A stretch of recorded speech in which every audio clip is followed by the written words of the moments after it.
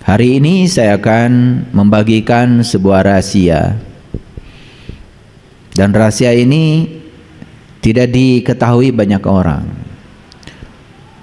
Semoga rahasia ini akan membuka wawasan kita, kecerdasan kita, terutama meningkatkan kesadaran kita.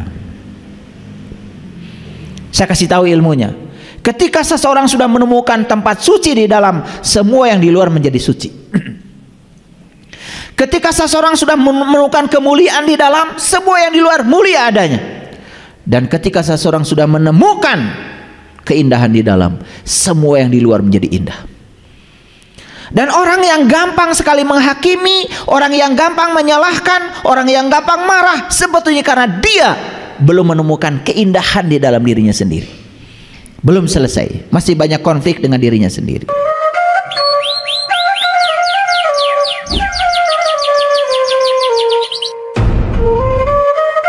Bismillahirrahmanirrahim. Assalamualaikum warahmatullahi wabarakatuh. Salam sejahtera untuk kita semua. Om Swastiastu, Namo Buddhaya, salam kebajikan, Sampurasun. Rahayu Sagung Dumadi. Semoga seluruh makhluk hidup di semesta ini, baik yang kelihatan maupun yang tidak kelihatan, di setiap ruang dan waktu, semuanya berbahagia. Semoga kita semua yang masih diberi kesempatan dengan pinjaman kehidupan yang diberikan pada kita, selalu menjadi sumber cinta, sumber sukacita, sumber kedamaian, sumber ketentraman, sumber keberkahan bagi semua makhluk. Semoga kita selalu menjadi kepanjangan tangan semesta untuk menyampaikan cinta kasihnya yang tanpa batas, karena tangan kita adalah tangan Dia. Sebagaimana Allah menyatakan di Quran, Yadullah fawqa aydihim, tangan Allah ada pada mereka, dan mereka itu adalah makhluk yang bernama manusia. Pohon walaupun tinggal di pinggir sungai, dia tidak punya tangan untuk mengambil air. Tentu saja manusia dengan tangannya, dialah yang diharapkan menjadi sumber cinta kasih bagi pohon. Kalau ada pohon yang mati di rumah, jelas bukan salah pohon, salah manusia tidak menggunakan tangannya. Karena manusia kebanyakan ego, hanya memikirkan dirinya sendiri. Kita lupa bahwa tangan kita adalah tangan Allah, dan tangan ini dititipkan kepada kita adalah suatu kemewahan, agar kita selalu menjadi kepanjangan tangannya untuk menyampaikan cinta kasihnya kepada semua makhluk. Berbahagialah orang-orang yang sudah bisa merasa sebelum terasa, sehingga tangannya selalu saja murah hati. Ketika melihat orang lain susah, tangannya segera bergerak mengambil sesuatu yang bisa meringankan kesusahan orang lain. Tangan kita hari ini bisa masuk ke kantong saku baju kita, itu mewah. Jadi kalau ini, tangan ini bisa masuk ke kantong saku celana, dan di saku celana ini ada uang, dan kita bisa mengambil uang dari saku celana, itu suatu kemewahan. Karena suatu saat tangan ini tidak bisa lagi dimasukkan ke dalam saku celana. Mari kita rasakan semua kemewahan yang diberikan semesta pada kita saat ini. Bisa duduk tegak seperti ini, itu mewah. Bisa mendengar suara saya dengan jelas, itu mewah. Karena suatu saat telinga ini tidak akan bisa seperti sekarang lagi. bahkan bisa memasukkan kancing ke lubang baju, itu juga suatu kemewahan. Pernah menyaksikan ada orang habis truk, sedang melatih tangannya, refleksnya yang tidak ada ingin dikembalikan, memasukkan kancing ke dalam lubangnya itu berjam-jam. Dan selama ini kita hidup tidak berkesadaran. Ketika kita sedang membasuh tangan, pikiran sudah di meja makan, sehingga kesempatan untuk menikmati sensasi air ke tangan kita, kesempatan untuk bisa menikmati tangan kita yang bisa digerakkan untuk saling membersihkan tangan kiri dan tangan kanan hilang. Momen itu tidak ternikmati lagi. Coba jadikan setiap momen itu adalah tujuan. Jangan dijadikan momen itu hanya sarana untuk mencapai tujuan. Karena kalau itu hanya sarana, tujuannya di masa depan, maka kita akan terus ditarik-tarik ke masa depan, sehingga kita kehilangan momen. Itulah manusia yang rugi. Bisa duduk seperti ini, mewah. Bisa melipatkan kaki seperti ini, mewah. Bisa bersila itu mewah. Karena banyak sekarang yang mungkin sudah tidak bisa bersila lagi. Melipatkan kaki saja merupakan sesuatu yang sangat sulit. Oleh karena itu, mari kita hadir di sini saat ini, sekarang. Hidup itu saat ini. Nikmati semua sensasi kemewahan yang diberikan semesta kepada kita. Nikmati kemewahan nafas kita, karena dengan nafas telinga ini juga menjadi mewah karena bisa mendengar. Dengan nafas mata ini menjadi mewah karena bisa melihat. Dengan nafas apapun yang kita santap menjadi mewah karena semuanya menjadi terasa rasanya. Makanya leluhur kita mengatakan makanan saja itu sudah suwarga loka. Su itu artinya adalah saripati, warga itu artinya kumpulan, loka itu artinya tempat. Jadi suwarga loka itu kumpulan segala saripati. Saripati udara, saripati api, saripati tanah, saripati air memanunggal menjadi jeruk, menjadi apel, menjadi anggur. Karena otak kita sudah rusak sejak lama, lalu mengabaikan semua kemewahan-kemewahan yang disuguhkan semesta kepada kita. Makanya saya kadang-kadang mau makan saja tidak berhenti air mata itu mengalir, karena begitu luar biasa kemewahan yang disajikan semesta. Dan menjadi tidak luar biasa ketika pikiran kita mengabaikan saat ini. Makanya di dalam kajian kita yang sebelumnya saya menyampaikan bahwa yang namanya berserah diri itu adalah hadir di sini saat ini sekarang, menerima semua hal yang terjadi saat ini tanpa ada penolakan sedikit pun. Karena semua sumber masalah manusia berasal dari penolakan, dan penolakan berasal dari penghakiman yang diciptakan oleh pikiran. Izinkan pikiran untuk menghakimi, maka pikiran akan terjebak, ini benar, ini salah. Yang disebut benar oleh pikiran diambil, yang disebut salah oleh pikiran ditendang jauh-jauh. Terus menerus seperti itu, mencengkram, menendang, mencengkram, menendang. Lalu kita kehilangan kesempatan untuk menikmati hidup ini. Bukankah itu yang terjadi selama ini, bukan? Oleh karena itu, saya mengajak kita semua, yuk kita selalu hadir di sini saat ini sekarang, rasakan kekuatan saat ini setiap saat. Dan rasakan kedamaian, rasakan kemewahan. Ketika pikiran kita diizinkan bergerak sedikit saja ke masa depan, maka kita akan cemas dan takut.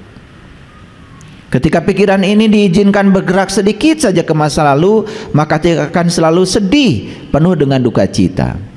Sehingga memori masa lalu itu selalu menghantui kita. Tapi cobalah kita hadir di sini saat ini sekarang, tidak mengizinkan pikiran bergerak ke masa depan, tidak mengizinkan pikiran bergerak ke masa lalu, sepenuhnya secara total hadir di sini. tidak ada yang namanya rasa takut, tidak ada yang namanya rasa duka. Hidup penuh dengan sukacita. Oleh karena itu, mari kita sampaikan segala pujian untuk Dia, Sang kehadiran, Sang keberadaan yang meliputi seluruh makhluk dan meliputi seluruh sel dalam tubuh kita. Dia tidak pernah tertidur, Dia tidak pernah terkantuk. Dia terus-menerus terjaga untuk memenuhi segala kebutuhan kita. Namun setiap kali Dia datang di rumah ciptanya sendiri, kita selalu tidak berada di rumah. Kita selalu menjadi orang asing di rumah kita sendiri karena kita tidak sadar. Sekarang mari kita rasakan kehadirannya, kita rasakan keberadaannya yang mewujud sebagai napas dalam diri kita, yang mewujud sebagai daya dalam diri kita, yang mewujud sebagai ruh yang menggerakkan tubuh kita. Kita sapa asmanya, kita sampaikan pujian untuknya, bersama-sama membaca hamdalah. Alhamdulillahi rabbil alamin. Mari kita awali kajian kita hari ini bersama-sama memohon ridho dan berkahnya. Semoga Sang Semesta mengalirkan pengetahuan sejati kepada kita, dan pengetahuan itu menjadi syafaat bagi kita untuk menolong diri kita, karena tidak ada yang bisa menolong diri kita kecuali diri kita sendiri. Sang Semesta menjadi fasilitator untuk memperbaiki takdir kita. Kita sapa semuanya dengan kelembutan dan cinta seraya membaca basmalah. Bismillahirrahmanirrahim.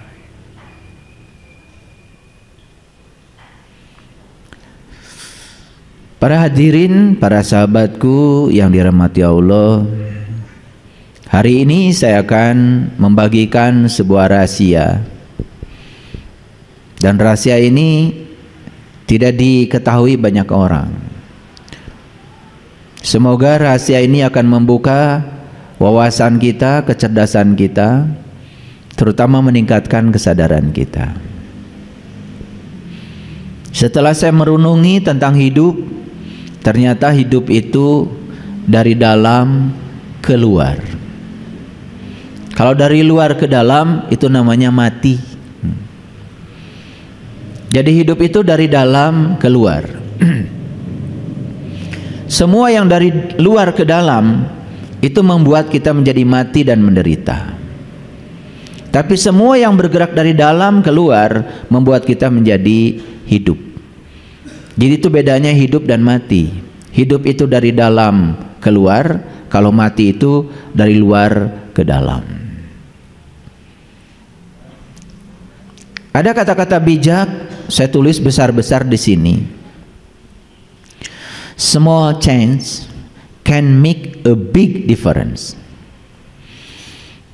Sebuah perubahan kecil saja dapat membuat sebuah perbedaan yang besar. Perubahan di mana? Bukan perubahan di luar, tapi perubahan di dalam. Sebuah perubahan kecil saja di dalam, kita akan takjub dan kagum, karena semua akan menjadikan perbedaan yang sangat besar di luar. Oleh karena itu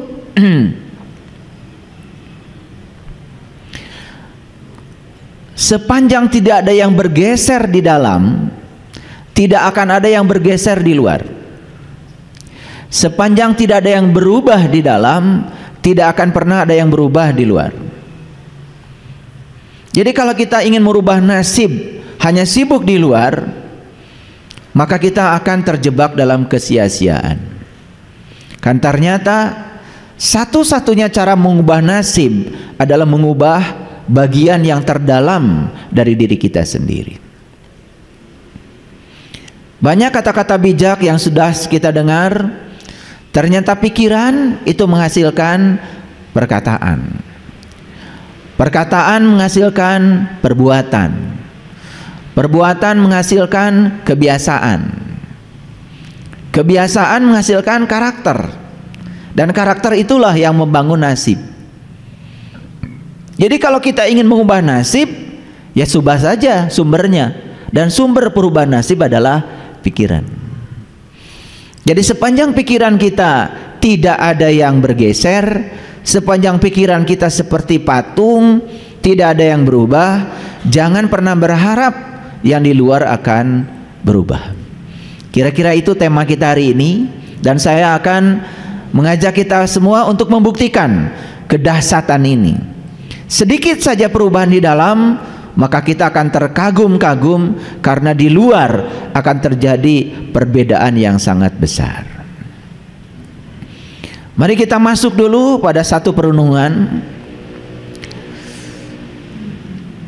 Kesulitan itu hadir dalam hidup ternyata bukan untuk melemahkan kita, tetapi kesulitan itu dihadirkan semesta justru agar kita menemukan kekuatan kita sendiri.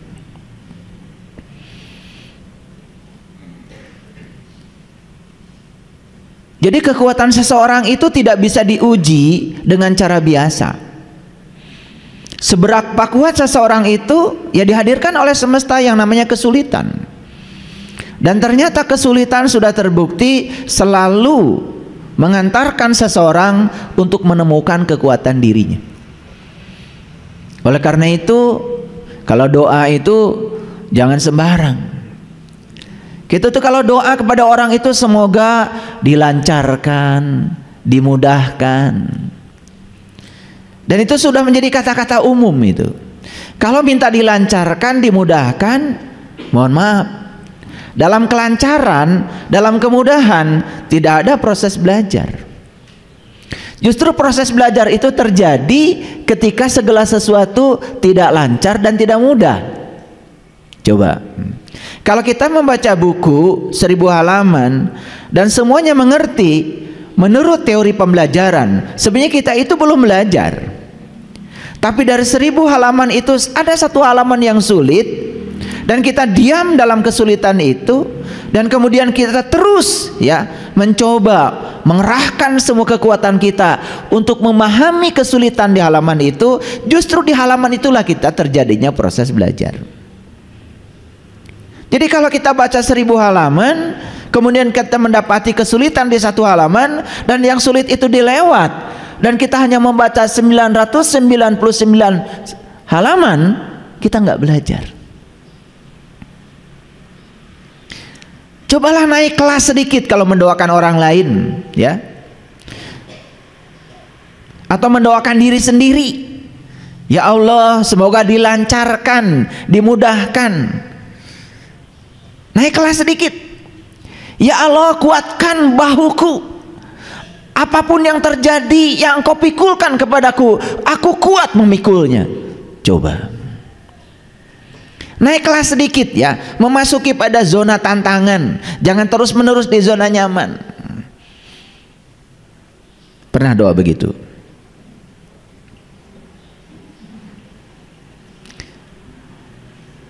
Jadi saya juga baca di WA grup ya, yang konon katanya itu ada grup orang-orang yang berkesadaran, doanya masih begitu. Semoga dilancarkan, dimudahkan. Saya ingin melihat ada kesadaran naik sedikit saja.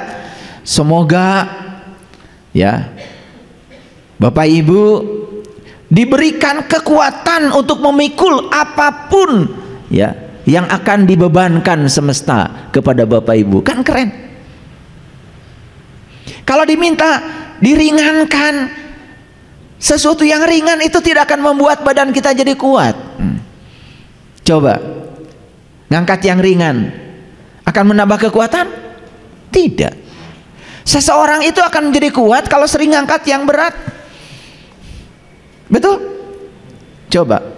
Seorang binaragawan badannya menjadi kuat dan berotot karena sering mengangkat yang berat.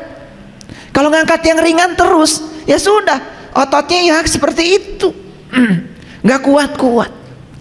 Makanya kenapa tidak kuat-kuat? Kenapa kita tidak dewasa? Karena kita itu kata-kata yang meluncur dari mulut kita pun menggambarkan betapa ringkihnya diri kita. Beda dengan Jenderal MacArthur. Jenderal MacArthur itu adalah pemimpin perang sekutu. Terkenal itu dengan doanya, Tuhan, jangan berikan kemudahan kepada anak-anakku, jangan berikan kerancaran kepada anak-anakku. Begitu doanya, begitu.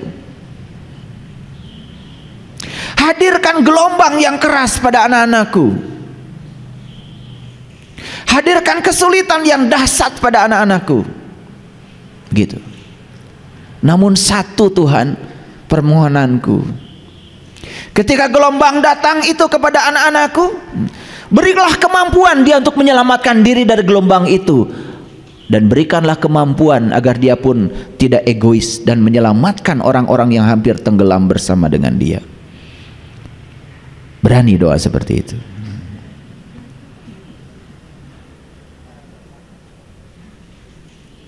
Berani.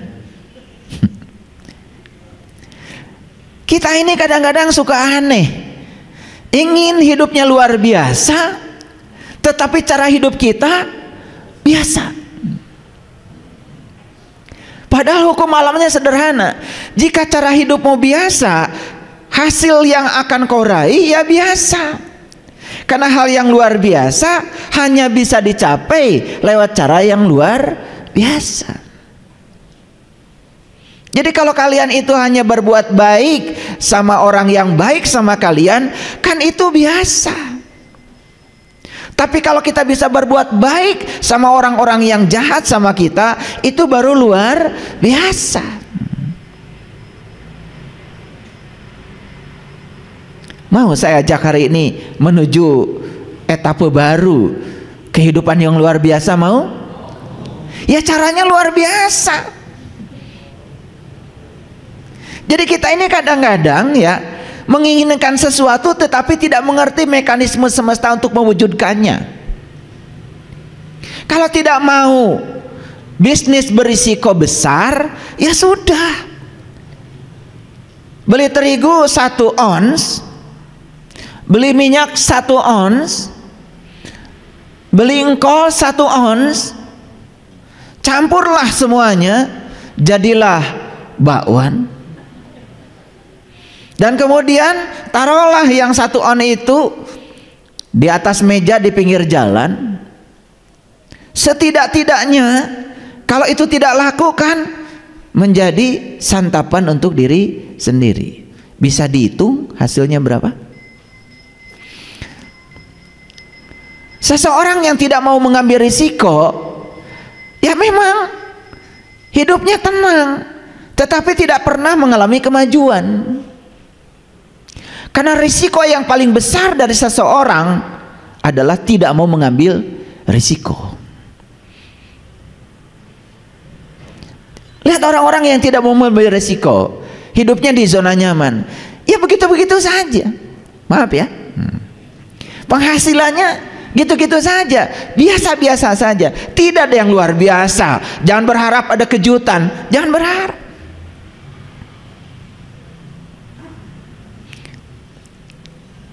Jadi bagaimana kita bisa menjadi kuat? Dan cara semesta menguatkan kita, dihadirkan berbagai macam kesulitan, penderitaan, tantangan, dan semua itu yang akan membuat kita menjadi kuat. Dan kalau kita lari tunggang langgang dari semua itu, selamanya kita akan menjadi orang yang lemah. Paham? Oke.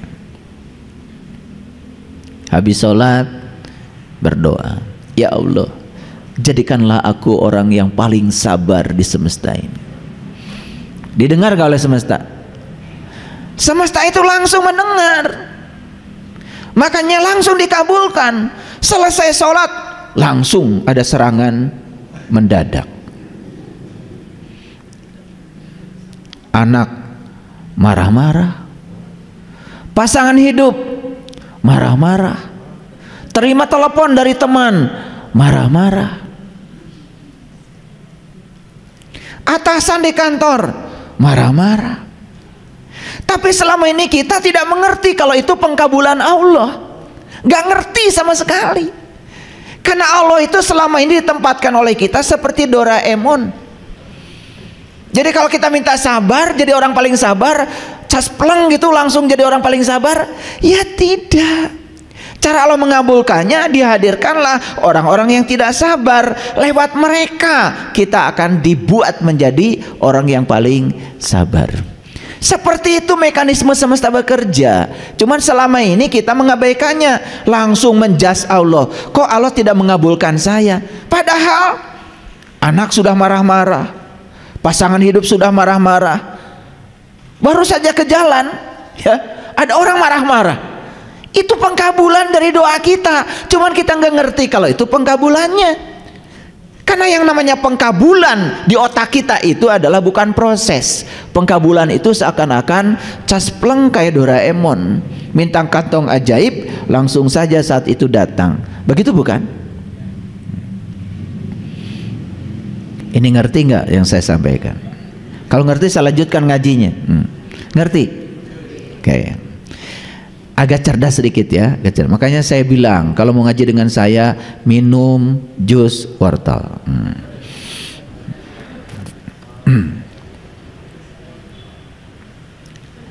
Tidak masalah seberapa lambat kita berjalan, tidak masalah seberapa lambat kita berubah. Yang paling penting tidak berhenti, itu saja. Seorang pakar fisika yang bernama Einstein mengatakan, hidup ini seperti mengayuh sepeda. Dan kalau kita berhenti mengayuh, pasti jatuh. Pernah naik sepeda? Kan jatuh itu karena kita berhenti mengayuh, bukan? Dan kalau terus kita mengayuh, maka keseimbangan tidak akan hilang.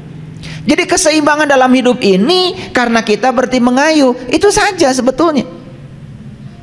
Dan kalau kita terus mengayuh, jadi tidak usah memikirkan seberapa lambat kita berubah, tidak usah. Yang paling penting jangan berhenti berubah, terus saja. Pohon yang ada di sana itu pohon mangga itu dulu saya tanam kecil segede gini, itu yang tinggi itu segede gini. Dan kalau kita tatap sekarang pohon itu, walaupun dia sedang berubah, perubahannya itu tidak akan bisa dideteksi oleh mata kita secara lahir. Tapi perubahan itu baru nyata setelah 2 tahun, 3 tahun. Seperti itu alam semesta mengajarkan perubahan. Tidak tergesa-gesa, tidak terburu-buru, tapi sampai. Yang paling penting itu sekarang jangan berhenti untuk terus berubah. Walaupun kecil-kecil tapi terus berubah. Jangan berhenti belajar. Karena orang yang berhenti belajar langsung jatuh menjadi orang bodoh. Tetapi ketika dia terus belajar, walaupun sedikit-sedikit, status dia tetap jadi orang pintar. Karena orang pintar itu bukan orang yang mengoleksi sejumlah pengetahuan, tapi yang tidak pernah berhenti belajar. Makanya jangan pernah mengatakan saya sudah tahu. Siapapun orang yang mengatakan saya sudah tahu, dia akan tertutup dari pengetahuan baru. Betul? Apa sesungguhnya harus kita ubah pertama kali? Nih, kualitas pikiran. Karena kualitas pikiran itulah penentu kualitas hidup kita. Semua yang pikirannya tidak berkualitas, hidupnya tidak akan berkualitas. Dan semua orang-orang yang kualitas hidupnya bagus, itu karena kualitas pikirannya sudah bagus. Makanya pikiranmu adalah takdirmu.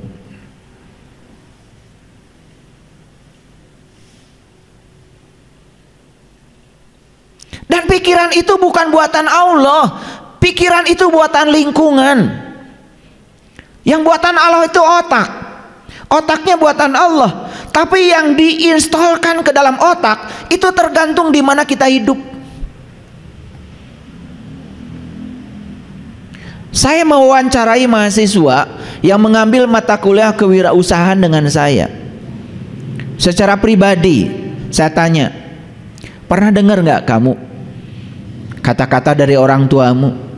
Nah, cari uang itu susah. Nah, hidup itu penuh dengan perjuangan. Itu terdengar berulang-ulang, mau makan, kata-kata itu datang. Ketika minta uang jajan, langsung dapat khutbah. Khutbahnya, nah, cari uang itu susah. Hidup ini penuh perjuangan. Terus dikatakan begitu, terus berulang-ulang. Apa yang terjadi? Kata-kata yang diulang-ulang itu akhirnya masuk di subconscious mind, long term memory anak kita. Terbentuklah dalam otak mereka itu sebuah paradigma bahwa cari uang itu susah dan hidup penuh perjuangan. Makanya anaknya ketika sudah dewasa cari uangnya susah dan hidupnya penuh dengan perjuangan. Itu doanya orang tua yang tidak disadari. Dia doakan setiap sholat, semoga anak saya jadi anak yang soleh, berguna bagi nusa dan bangsa. Doa itu dilantunkan 5 kali setiap sholat, tetapi mengatakan hidup susah dan penuh perjuangan puluhan kali. Mana yang akan jadi? Yang puluhan kali, ada proses repetisi di situ. Tapi orang tua menganggap itu bukan doa, dan itu yang akan terjadi. Apa yang terjadi?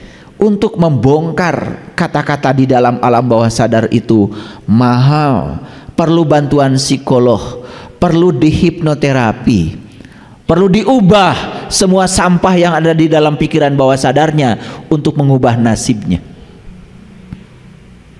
Kenapa sih kita tidak mengatakan, nah, hidup itu mudah dan menyenangkan? Coba, hidup itu mudah dan menyenangkan. Pak, Ma, wih, mobil bagus sekali. Nanti kamu bisa beli. Bisa beli. Daripada mengatakan, jangan mimpi. Memangnya Bapak ini siapa? Wah, gitu.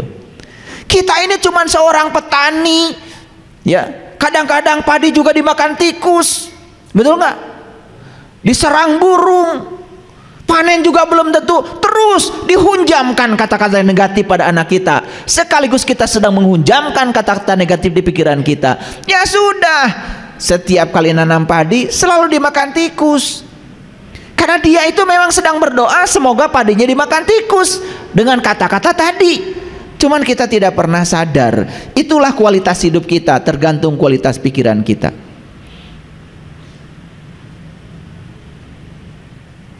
Saya waktu kecil kerjaan saya tukang kayu bakar, ngambil kayu bakar.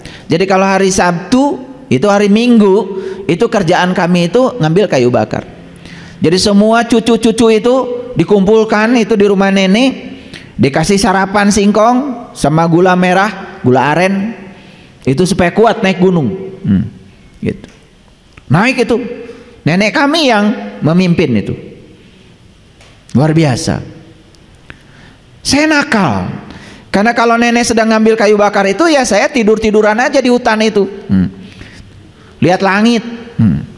Yang lain itu sibuk ngikutin nenek. Kalau saya enggak, nakal. Kalau sudah satu ikat disiapkan, ya baru sama saya diangkat. Nakal saya itu. Tapi waktu kecil saya sudah lihat ke langit, lihatnya ke langit itu.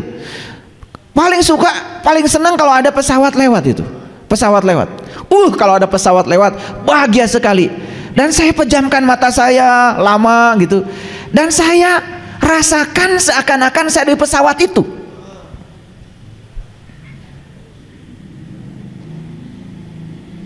Maaf ya, itu yang membedakan nasib saya dengan kakak adik saya. Jadi saya tidak melihat bapak saya sebagai buruh di perkebunan, saya tidak melihat bapak saya kesusahan, tidak. Saya tidak melihat itu.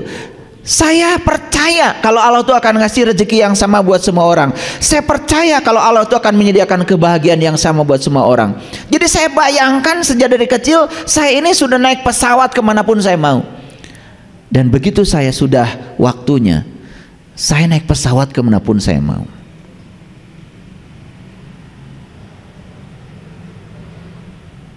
Jangan main-main dengan pikiran. Makanya saya bilang hidup itu mulai dari dalam keluar, bukan dari luar ke dalam. Silahkan biayai anak-anak kalian, ya, modali anak-anak kalian. Udah kamu bisnis ini, modali.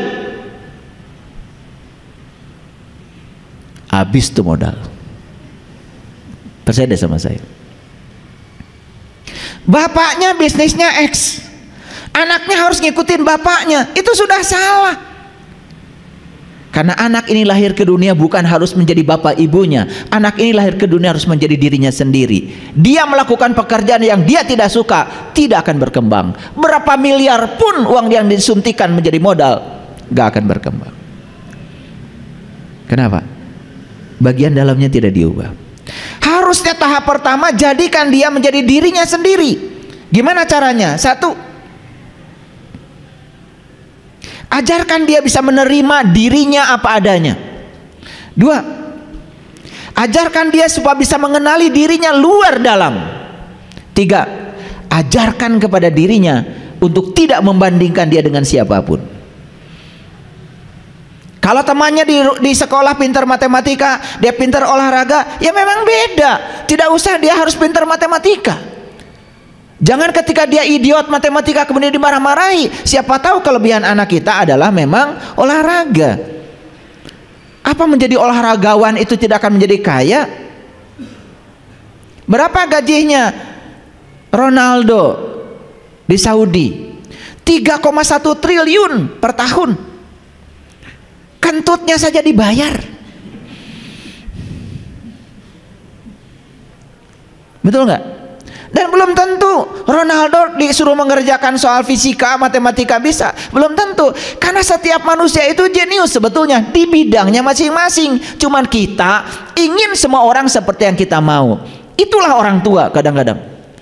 Intervensi pada anak. Intervensi yang pertama pendidikan, intervensi yang kedua pekerjaan, intervensi yang ketiga adalah jodoh. Tuh, rumah saya,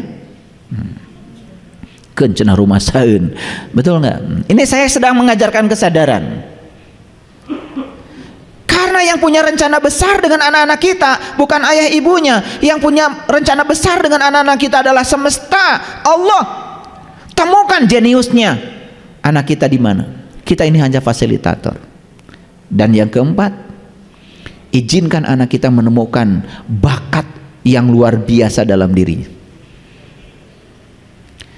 Dan yang kelima yang luar biasa adalah setelah dia menemukan bakat dalam dirinya, kembangkan bakat itu sehingga menjadi berkah dalam hidupnya. Setelah itu ajarkan kepada mereka, nah, berkah itu bukan untuk kamu, tapi berkah yang dititipkan Allah kepada kamu agar kamu menjadi manusia yang bisa menjadi kepanjangan tangan Allah, menyampaikan cinta kasih Allah pada semesta, baru jadi manusia yang berguna. Bapak saya itu orang Cirebon. Kalau bicara sama saya sederhana aja, menggunakan kata-kata Sunan Gunung Jati. Ingsun titip tajuk lan fakir miskin. Itu aja. Pepatah Sunan Gunung Jati itu cuma dua kok. Ingsun titip tajuk lan fakir miskin. Tajuk musola, tempat sholat. Secara lahir yang namanya tajuk itu masjid. Secara batin yang namanya tajuk itu adalah kolbu, baitullah. Jaga aja kata bapak saya dua. Dimanapun kamu tinggal, jangan lupa bikin tajuk kecil-kecilan, bikin musola kecil-kecilan. Kalau ada rezeki, bikin masjid yang besar. Tapi jangan lupakan baitullah hakikat yang ada dalam dirimu. Dan siapapun yang sudah menemukan tajuknya dalam dirinya, saya yakin orang yang sudah di level itu bersama dengan Allah yang Maha Pengasih, Allah yang Maha Penyayang, pasti welas asih hidupnya, pasti welasan dan asihan. Berikutnya apa? Fakir miskin. Dan itulah sebetulnya sumbernya kebahagiaan.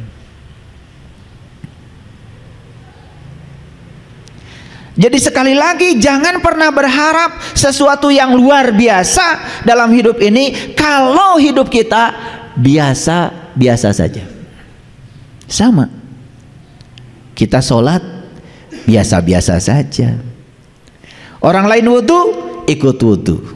Orang lain sholat, ikut sholat. Orang lain takbir, ikut takbir. Ya sudah, ngikut seperti kebanyakan orang. Ya hasilnya pun seperti kebanyakan orang. Coba dinaikkan sedikit Kenapa Rasulullah mengajarkan kepada kita ketika membasuh wajah, beliau mengajarkan doa, ya Allah, putihkanlah wajahku dengan cahaya.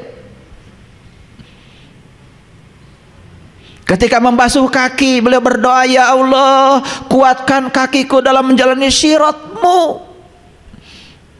Ketika membasuh hidung, ya Allah, masukkanlah bau surga ke dalam hidungku. Jadi Rasulullah mengajarkan afirmasi, mengajarkan kesadaran.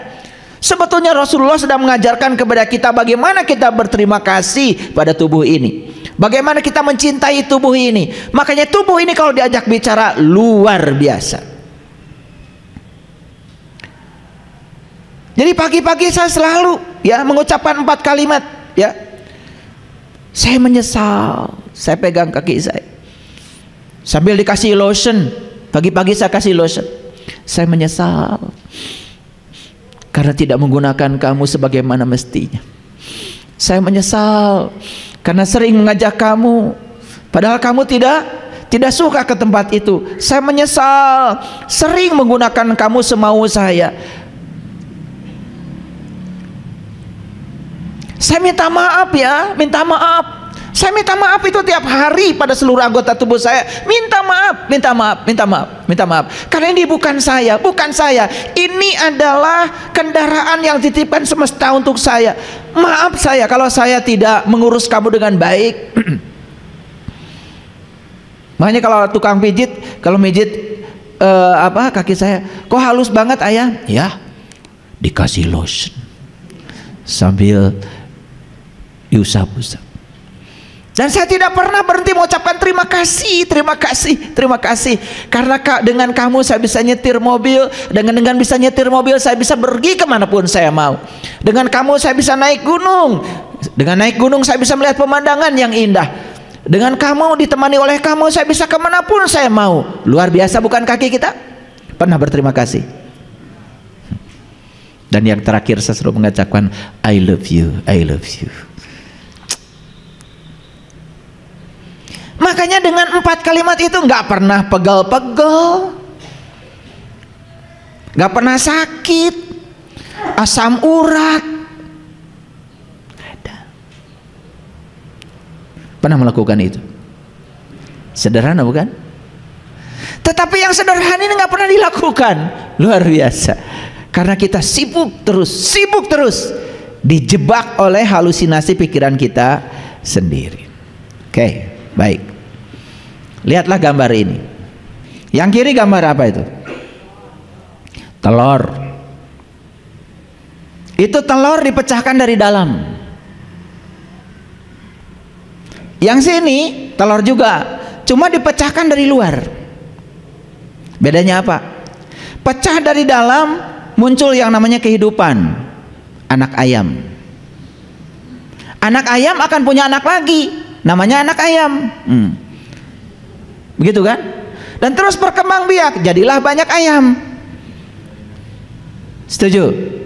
Tapi kalau dipecahkan dari luar, tidak jadi anak ayam, jadi telur dadar, telur mata sapi, betul? Ya sudah, jadi itu aja. Makanya dipecahkan dari dalam timbul kehidupan, dipecahkan dari luar malah justru menimbulkan kematian dan kesengsaraan. Sama orang belajar spiritual, sama orang menjalankan agama, kalau dia itu menggunakan kekuatan dari luar, dipaksa, disuruh-suruh, tidak akan pernah berkembang. Tapi kalau kesadaran muncul dari dalam, itu luar biasa. Makanya tugas kita ini sebagai orang tua bukan memaksa anak harus itu harus ini, tetapi timbulkan inspirasi pada dirinya agar dia mau melakukan itu dari kesadarannya sendiri.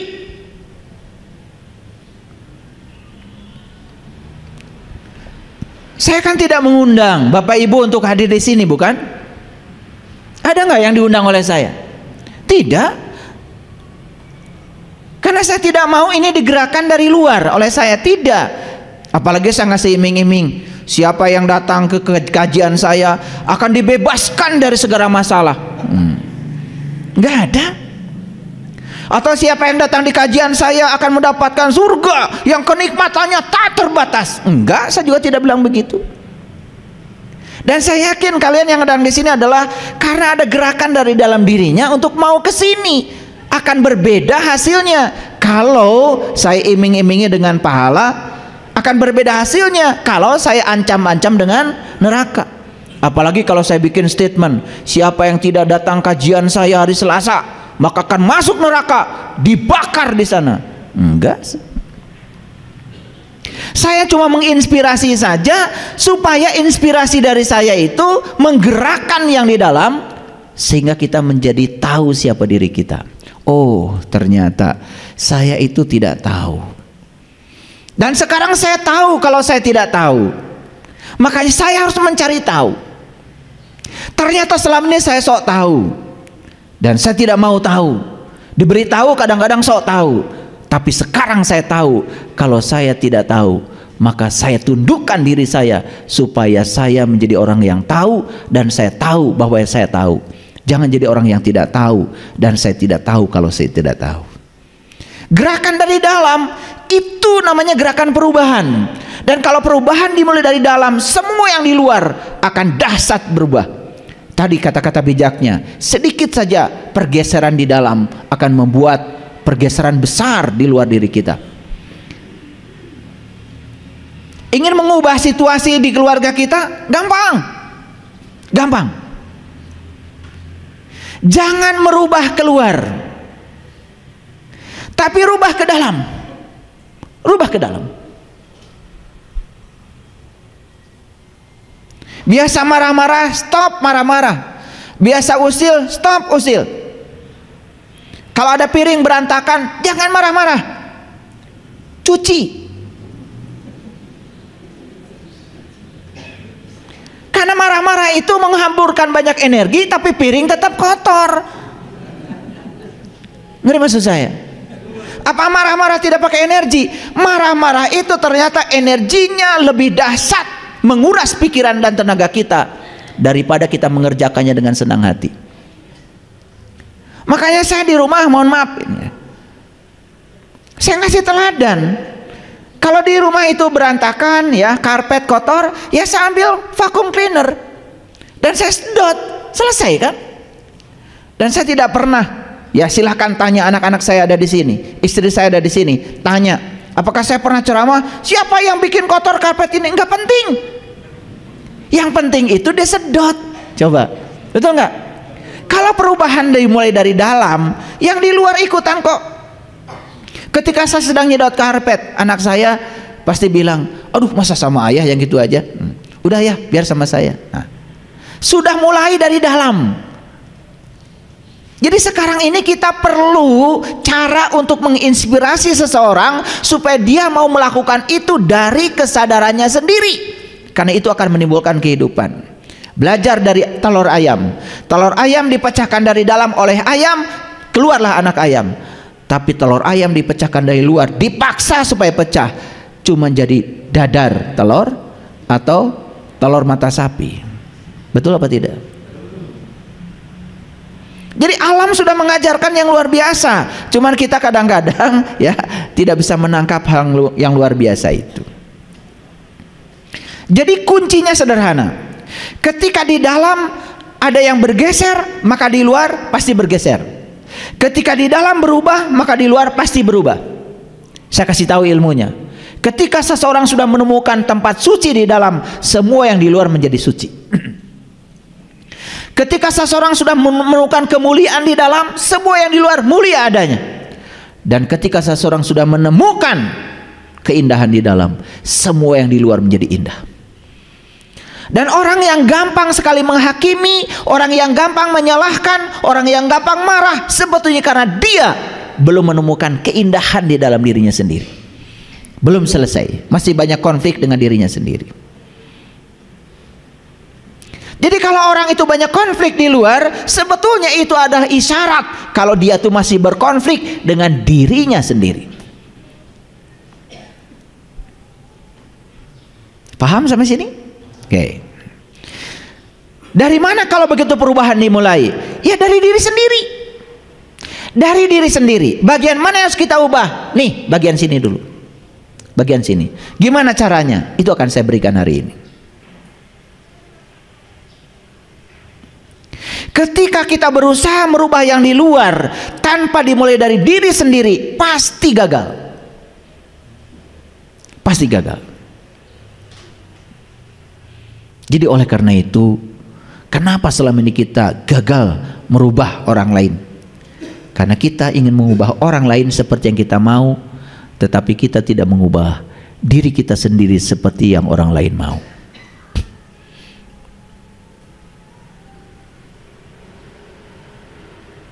Ada salah satu peserta kemarin habis ikut pelatihan sholat khusyuk, sampai hari ini terus WA sama saya, mabuk cinta dengan sholatnya. Bahkan azan belum ada aja sudah rindu ingin sholat. Dari mana kerinduan itu? Dari dalam. Karena saya tidak ngancam-ngancam kok. Yang sholat dapat pahala, yang tidak sholat dapat sisa, enggak gitu metode saya. Saya ajarkan saja sama mereka bagaimana caranya supaya sholat itu ada rasa dan nikmat. Itu yang saya ajarkan. Begitu dia merasakan sholat itu nikmat, kebutuhan dari dirinya sendiri muncul tanpa syarat. Bahkan puncak tertingginya apa? Dia sudah di level love, di level cinta. Kenapa Anda sholat? Saya cinta, saya rindu kepada Allah. Kenapa Anda rindu kepada Allah? Tidak mungkin kita bisa rindu tanpa pertemuan. Omong kosong. Dalilnya jelas di tanah Nusantara ini. Witing tresno jalaran soko kulino. Dalilnya begitu. Betul? Timbulnya tresno, cinta, jalaran soko kulino. Saking sering ketemu maka cinta. Jadi para nabi, para rasul itu cintanya itu karena saking seringnya mereka itu bertemu. Maka di Quran surat An-Najm dikatakan walaqad ra'ahu nazlatan ukhra, dan bertemu dengannya itu bisa kapan saja. Bisa kapan saja. Dan Allah itu kapan saja bisa.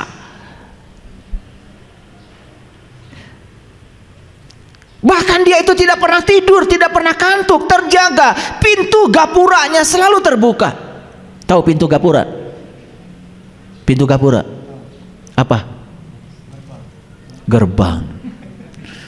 Itu ngasal aja kalau ngejawab. Karena setiap Agustusan banyak gapura gitu. Betul? Gapura dari gafur. Gafur itu artinya ampunan. Jadi pintu gapura itu artinya pintu ampunan. Gerbang katanya. Itu karena kita itu kalau menangkap pemahaman persis seperti orang menangkap pemahaman. Pintu gapura apa? Gerbang. Salah? Tidak salah, cuman kurang tepat karena kita ngikutin kebanyakan orang. Betul nggak? Coba penasaran sendiri, dari kata apa sih gapura? Gapura, gafur. Oh, gafur kan salah satu nama Allah dalam Asmaul Husna. Cari dalam kamus. Oh, gafur itu artinya adalah ampunan. Pintu gapura, pintu ampunan. Makanya pintu gapuranya Allah selalu terbuka kapanpun. Terserah kita mau datang pada dia kapanpun, dia selalu siap. Beda dengan saya.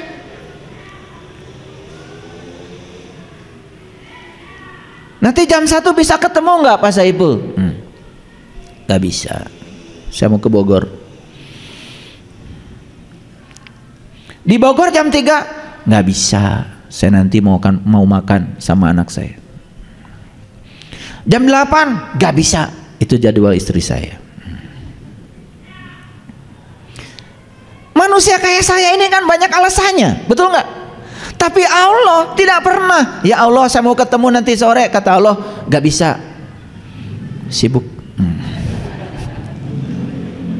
Betul nggak? Nah, sebegitu luas ya, sebegitu luas waktu dan ruang yang disediakan beliau, kita sendiri kok gak mau datang, itu aja. Paham ya? Oke, baik. Sekarang saya mulai pakai Quran. Dalam Quran surat Al-A'raf ayat ke-58. Ini surat yang ke-7 ya. Wal baladut thayyib Balad itu bahasa Arab artinya kota. Tapi sering disebut juga balad itu adalah tempat. Tidak salah, kota juga tempat, bukan? Itu. Wal baladut thayyib, ya. Jadi thayyib itu baik. Jadi lucu, namanya Bang Thayyib tapi nggak pulang-pulang. Itu lucu kan? Itu berlawanan dengan namanya. Padahal thayyib itu artinya baik, ya. Kalimatun thayyibah itu kalimat-kalimat yang baik. Wal baladut thayyib yahruju nabatuhu, dan tanah yang baik tanamannya akan tumbuh subur biizni rabbihi, dengan seizin Allah. Nah, kalau kita berbicara tanah, biasanya langsung yang terpikir oleh kita adalah tanah yang ada di luar diri kita, betul? Salah? Tidak salah, itu juga tanah secara syar'i. Tapi tanah secara hakikat kan ini yang terbuat dari tanah, betul? Makanya saya sering iseng itu. Ada yang suka makan rumput di tempat ini?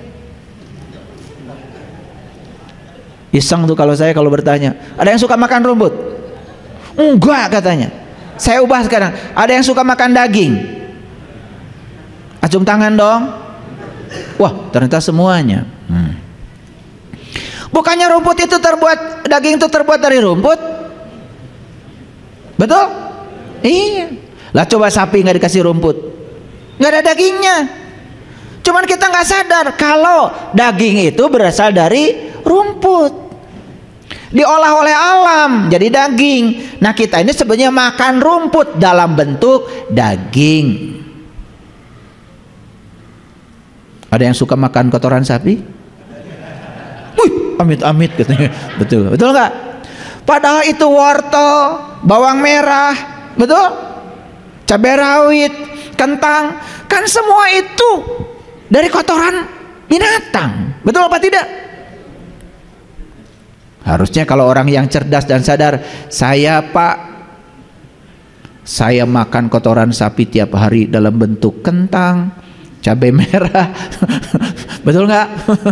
Kan itulah alam. Nah, karena kita melupakan asal muasalnya sehingga kita lupa, terjebak oleh bentuk. Oke, nggak apa-apa. Jadi mana tanah yang sebenarnya? Ini tanah. Di tanah yang baik, tanamannya tumbuh subur dengan seizin Allah. Di tanah yang baik, apapun biji di sini akan tumbuh dengan baik. Biji kesabaran, biji kebijaksanaan, biji kehalusan, biji kelembutan, biji welas asih, semua kita tuh punya di sini. Cuman kenapa biji-biji itu tidak tumbuh subur? Karena apa? Karena tanah ini gersang. Makanya ayat yang selanjutnya, walladzi khabusa la yahruju illa nakida. Dan di tanah yang gersang, tanamannya tumbuh merana. Maaf ya, pernah nggak lihat orang baik, murah hati, penuh cinta kasih, melihat kesuburan nggak pada diri dia?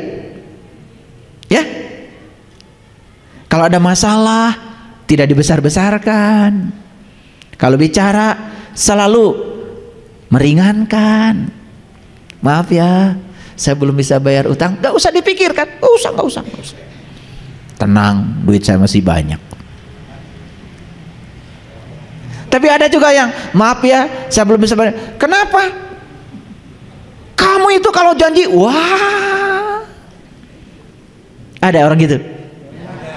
Terasa nggak gersangnya ketemu dia? Aduh. Maaf ya. Ini wajah-wajah. Maaf. Habis kelihatan. Kesinggungan, baperan, gampang nyolot. Kenapa sih? Kenapa? Kan daripada marah lebih bagus memaafkan. Daripada menyalahkan kan lebih bagus memahami. Betul nggak? Buat apa menyalahkan? Pahami. Anak pulang terlambat, gak usah disalahkan dulu, pahami, dengarkan dulu dia bicara. Jangan nyolot mentang-mentang ibu, mentang-mentang ayah sudah nyiapkan rotan. Dengarkan. Dengarkan dia hanya ingin didengar oleh kita. Siapa tahu dia ketemu dulu dengan temannya, siapa tahu dia harus ada kepentingan pribadinya. Kenapa sih? Tapi otak kita itu sudah menyatakan salah dan harus dihukum. Makanya salah benar itu adanya di sini. Makanya pikiran yang tidak berkualitas selalu menciptakan kehidupan yang penuh dengan kesengsaraan. Maaf ya, kita belajar agama bertahun-tahun, menghafalkan ini, menghafalkan itu, melakukan ini, melakukan itu, tetapi ini tidak berkualitas. Kesadaran tidak meningkat, masih benci pada orang, masih tidak suka pada orang. Padahal hukum alamnya jelas, apapun yang tidak kamu sukai dari orang, sifat itu sebenarnya adalah sifatmu. Jadi kalau kita tidak suka sesuatu pada orang, jangankan sifat yang tidak disukai pada orang itu adalah cerminan dalam dirimu masih ada sifat itu.